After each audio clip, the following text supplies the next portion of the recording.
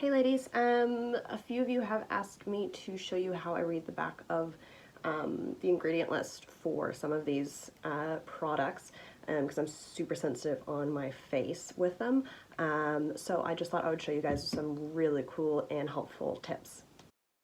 All right, so the first web page is one called Paula's Choice. So that one you can just Google and it should come up. They have their own line of skincare and ones that they recommend, as well as a really great option to go and you can go over to where it says expert advice, which is where we're going to go to now. So over in the expert advice, you're going to see something called ingredient dictionary. So if you go right into that, we'll just wait for that to decide to load up. So you can go straight into that, and when your computer loads, there you go.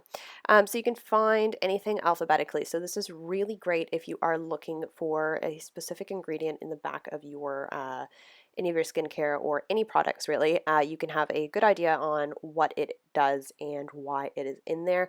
As you can see, there is a good or poor, best rating. I think there's also one called average in there somewhere.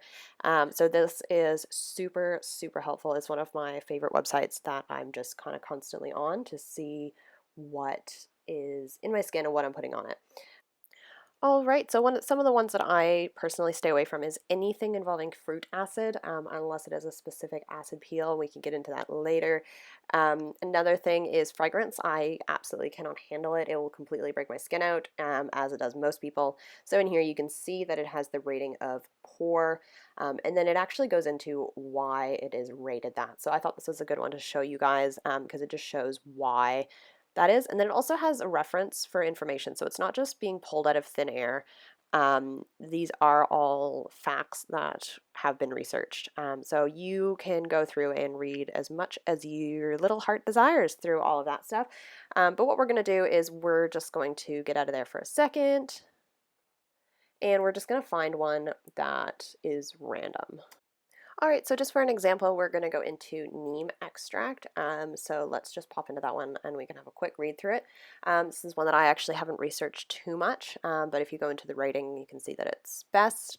It is something that you can find as an additive into some skincare.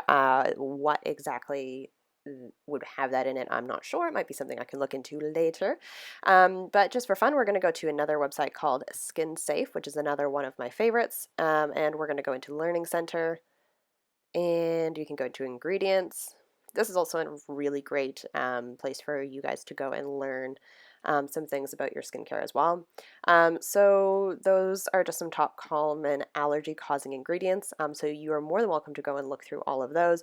Again, you have your fragrance on there, and then you'll also see that nickel's on there. So if anyone has either had a friend or someone who is allergic to nickel, you know that it can be quite harmful for them. Think about that, but with everything you're putting on your skin, you could have kind of a similar reaction. Okay, so we're going to look into the ends for neem. Now, I had a little bit of a trouble finding neem in this. So there, unfortunately, you can't just search it. You do actually have to scroll through and find neem oil. You can't just search up. If you search, it just brings up the products, unfortunately. So it is a little bit clunky that way, but you do find it in the end.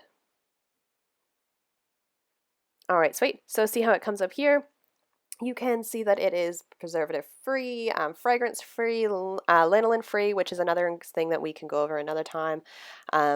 Baby safe, it is eyelid safe and lip safe, which is always good if you're going to be putting it on your skin. You want to make sure it has both of those things on it.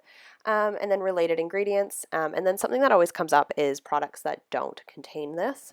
Which sucks because for this one I actually want to know what would contain it, but it's really great if there are certain things that you're trying to avoid. So we can go back to the Learning Center and you can have a look through there, and I mean there's endless things for you guys to look up there. So I will leave you with that. Yeah, and if you guys want any of those links, they are just going to be added in here. All right, and if you have any questions, just shoot me a message. A lot of this stuff I've been researching like crazy because it's been so sensitive with my skin. So feel free to shoot me a message if you guys have any questions, or you have a product that you wanted to know more about, or if you wanted to know maybe a product I could recommend for you. All right, awesome. See ya. Bye.